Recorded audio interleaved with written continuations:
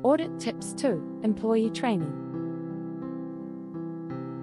You must ensure all employees are properly trained in food safety protocols and practices.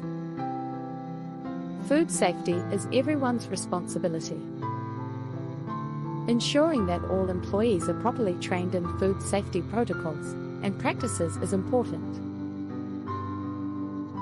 This can include training on proper hand hygiene, safe food handling, and cleaning and sanitizing procedures.